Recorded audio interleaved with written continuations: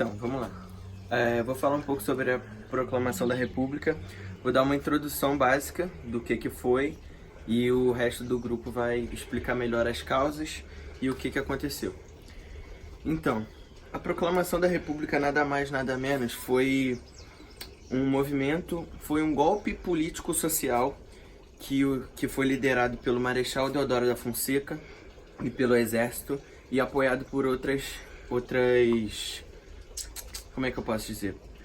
Outras organizações, que foram a igreja e os grandes produtores de café. Então, no início, os principais expoentes foram Marechal Deodoro e seu exército. Pela incontentação do final da Guerra do Paraguai, que eles lutaram, venceram a guerra e quando voltaram foram censurados e tiveram pouco apoio político e social. Eles foram negligenciados, isso causou grande revolta. Esse movimento foi causado justamente por isso, porque quando eles foram censurados, eles não podiam falar com assessorias, nem imprensas, e se sentiram negligenciados. Eles não receberam melhores salários e nem outros de bajularias. Então eles ficaram reprimidos e isso causou grande descontentamento. Outra coisa foi,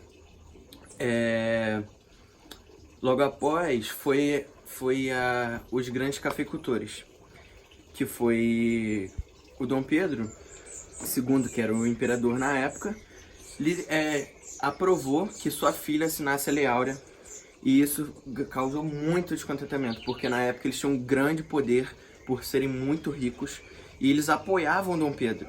Após a liberação dele para a princesa Isabel assinar a Lei Áurea, foi a abolição da escravatura, isso prejudicou demais ele, porque 90 a 95% dos produtores tinham escravos, e era uma média de 100 a 150 escravos. O preço de um escravo era em torno de 20 a 30 mil reais, hoje em dia. Então isso causou muito problema para eles. E isso causou um problema absurdo, porque eles começaram a pedir reembolso, a pedir indenização ao imperador, que eles fossem remunerados de novo, recebessem todo o dinheiro que tinham gastado com os escravos para poder remanter o seu poder e continuar trabalhando.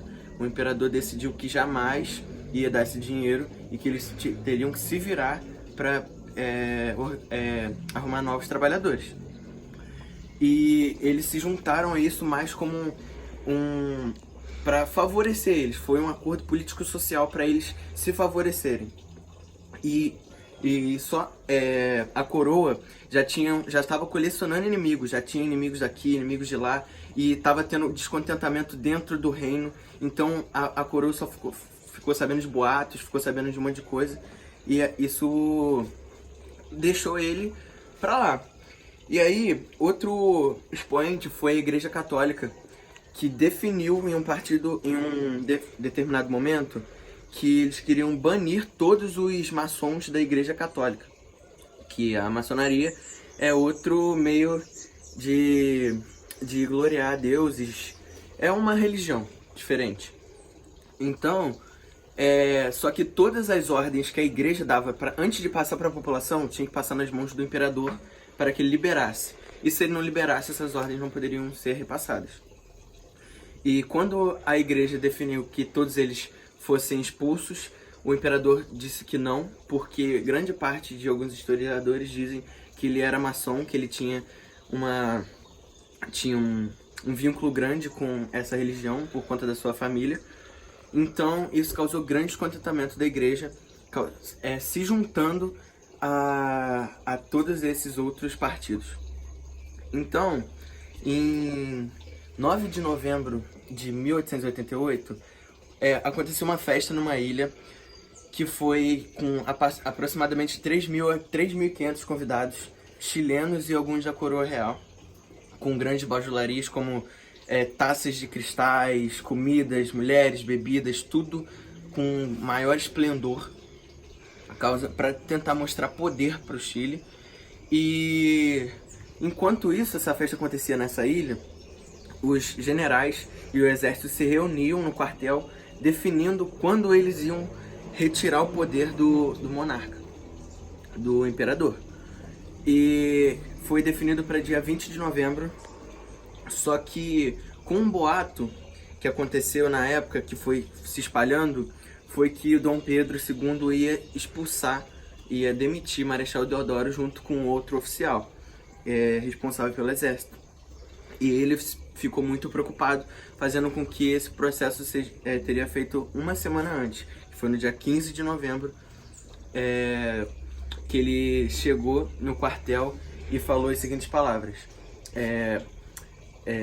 viva a coroa, viva o império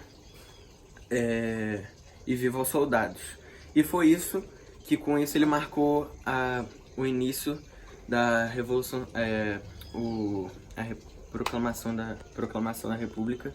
E eu vou deixar o Fred e a Júlia explicarem melhor como é que foi essas causas que aconteceram. Então, povo, vamos lá.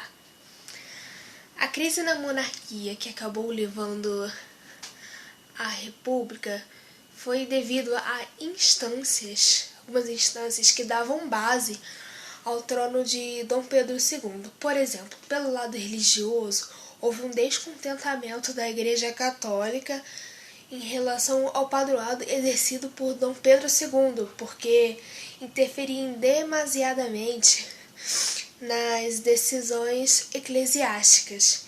Então o povo católico ficou revoltadíssimo, né? Enfim, e no ponto de vista econômico, a segunda metade do século XIX foi caracterizada pela crise do Vale do Paraíba, até então uma das regiões mais importantes produtoras de café do Brasil, e também a emergência dos cafeicultores do Oeste Paulista.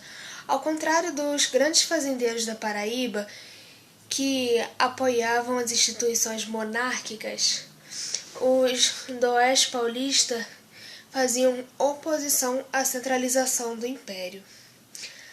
Além disso, com a assinatura da Lei Áurea e tudo mais, a libertação, os grandes fazendeiros começaram a clamar pela República. Então, eu vou falar sobre a Proclamação da República. A Proclamação da República ela acontece no dia 15 de novembro de 1889.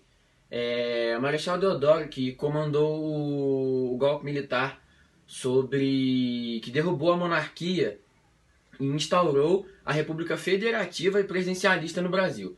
Nos dias 16 de novembro, os jornais comunicaram ao povo sobre o governo de Marechal. No dia 17 de novembro, a família real voltou para exílio em Lisboa, junto com Dom Pedro. No mesmo dia, ele foi coroado provisoriamente presidente da República.